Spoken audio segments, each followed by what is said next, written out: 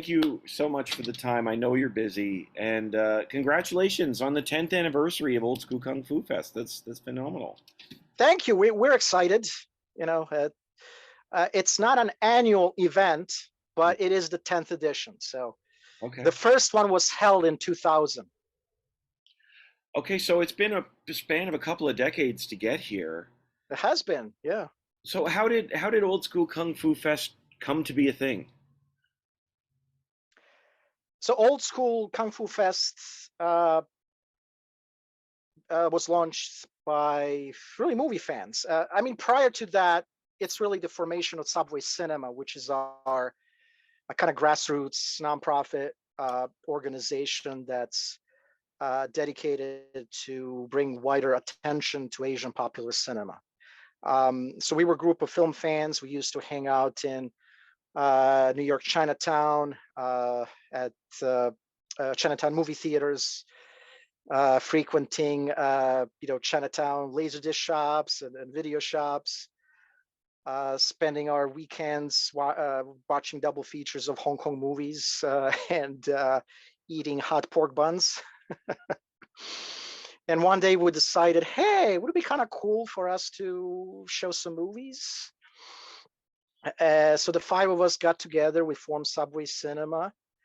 We never had any prior experience. We learned by doing, and we were lucky to be able to pull off our first event, which was Johnny To retrospective in the fall of 2000. We didn't lose any money on that, so it was like, oh, all right, well, maybe we'll do another event. And we were all huge fans of classic martial arts movies that used to be shown in Times Square, grindhouses in the 70s, and also on TV stations, independent TV stations, mostly in 1980s.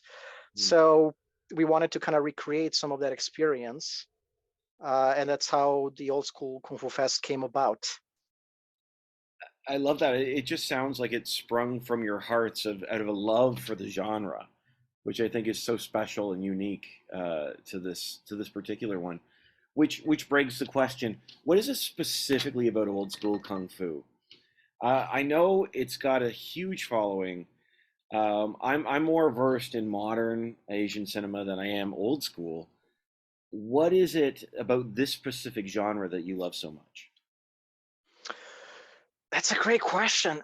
There's so many things, and even I mean the genre itself. There's so much variety within it. If we talk about the martial arts cinema movement as a whole, you have two cinematic genres within it. You have the sword fighting movie tradition, which is what we're focusing this time, and then you have the kung fu and more kind of fist fighting film tradition, and they have all evolved over the decades and have also influenced each other. And um, a lot of it has to do with the sheer performance, Mm. with the staging and choreographing of these elaborate set pieces that are full of imagination and action, and it's such a visceral experience, and you have such a direct emotional response to what you're seeing on the big screen. And then there's also the philosophical aspect of it, and there's also the historical aspect of it, the Chinese history and tradition and culture that you learn about, and just the appeal of martial arts as a discipline. So kind of all these elements coming together, and so yeah, I mean maybe that's the short way of describing the appeal. And there's something very inspiring about these films that just make you feel so good after watching them, and then just like, hey, maybe I can do this too. Especially if you're a young impressionable person that doesn't know any better.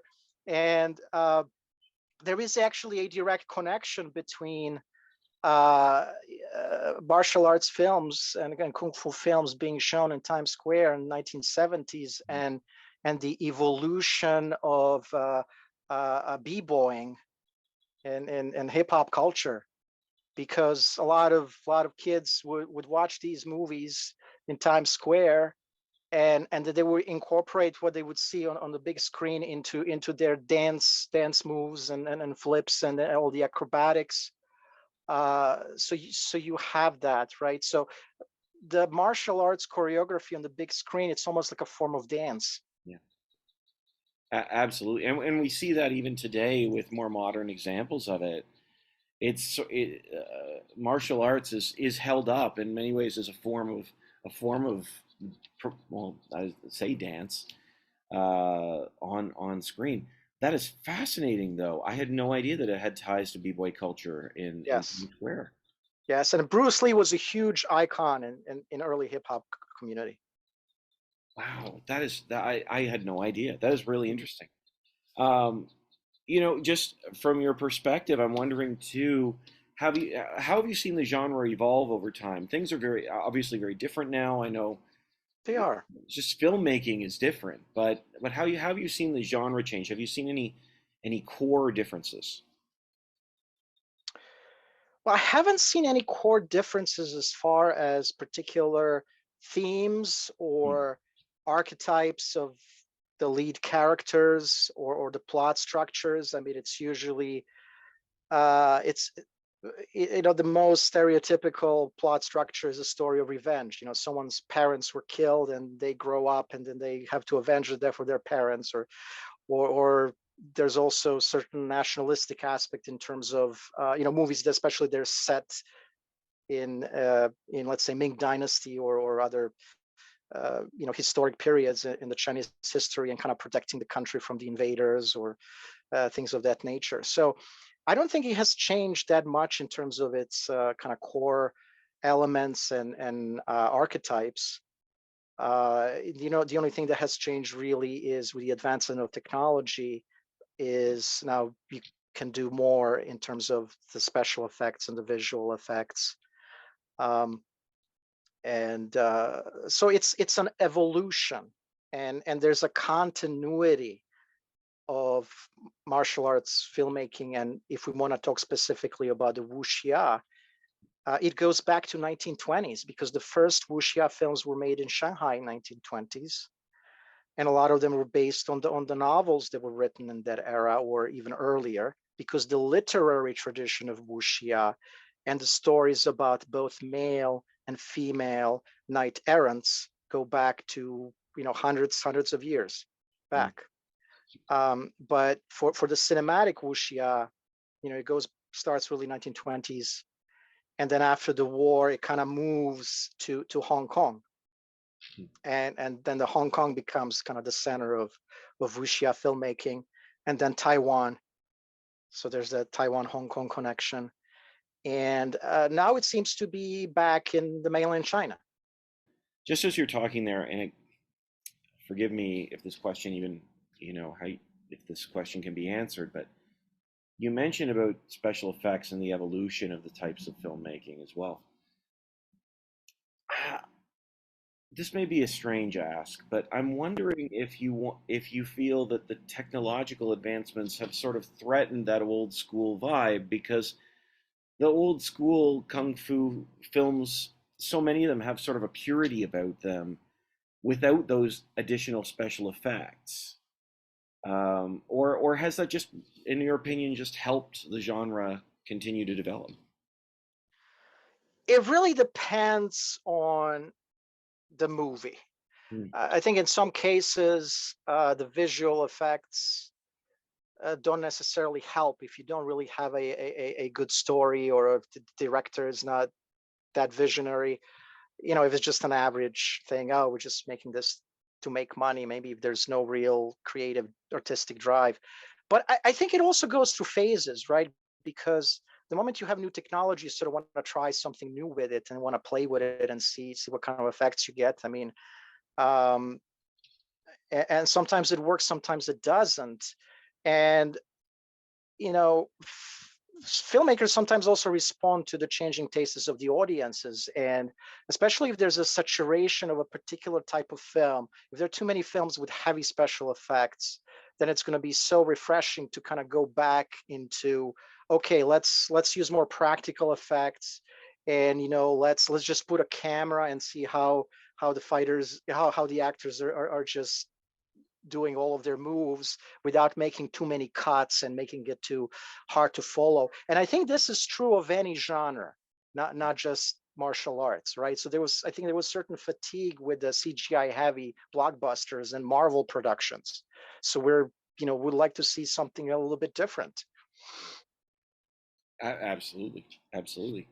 Um, I'm just wondering from your perspective, like, are there any misconceptions about old school kung fu when people talk about it that aren't as well versed in it that as you are, having grown up watching it? Any misconceptions you've heard? Well, perhaps one misconception was that it's regarded as a kind of lower type of cinema, especially from the standpoint of how it was introduced in the United States, and it would usually be um, in dubbed, poorly English dub and kind of cut versions that, um, and also, you couldn't really experience the artistry of those films uh, in a way that you would make it appreciated more, perhaps. I mean, I don't know, maybe there was a tendency also from the critical establishment perhaps to kind of look down on those movies like Chopsaki, okay, this is like a low grade entertainment that has no artistic value, perhaps. Uh, but I think these days, I think people are mostly appreciating the quality and the value of older martial arts movies. And I think there's a little bit of nostalgia related to those English dub versions, and people kind of have fun with it, but I don't think it takes anything away from them. Right. um, Yeah, yeah, absolutely. Well, I mean, talking about this year's festival as well, I'm just wondering, what is it that excites you about this year's iteration of the fest, and is there a particular film or two that you're really fired up about? yes, the first thing is we're really happy to have the US premiere of The King of Wuxia, which is a documentary about King Hu's career and life, and the influence and impact that he had on development of wuxia cinematic genre, as well as on the people that he collaborated with. So we have interviews featured in that documentary from with John Woo and Choi Hark and Sammo Hung. So Sammo Hung also did action choreography for two of King Hu's movies that we're showing as part of our festival. And so that's The Fate of Lee Khan and The Valiant Ones. So The Valiant Ones in particular is rarely screened. So we're really excited to be able to show it. I think it's a new digital restoration, and we're getting that one from the Hong Kong Film Archive. So I think that's going to look great restored on the big screen. So I'm really excited to see that one. Oh, that's awesome. I love Sammo Hung. I love his Who work. doesn't? He's incredible. it's it's so hard not to love Samo. Yeah. I just still can't figure out how he can move so fast. Honestly, honestly, and I mean, I don't know if you can speak to this or not. This is just something I heard from the years of the Bruce Lee, that he Okay. actually moved too fast for the cameras. Is that true?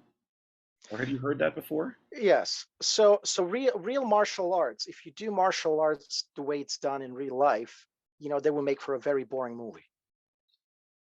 So whatever you see on the screen is really choreographed, and it's, yes, a lot of it is based on real martial arts techniques and movements, but it's done in such a way to make it interesting and exciting on screen. It's a form of performance. So really skilled martial artists, the moves are lightning fast, and the fight is going to be over quickly. It's not going to go on like it does in these elaborate set pieces, and right. So yeah. Oh, it's phenomenal. Honestly, it sounds like it's going to be a great event. Thank you so much for the time, Goran. I wish you the best, and I really am excited about this. So, thank you so much for your time. No, thank you so much. It was really nice talking to you, and thank you for having me. So Anytime. have a good one. Anytime. Thank you so much. Have a great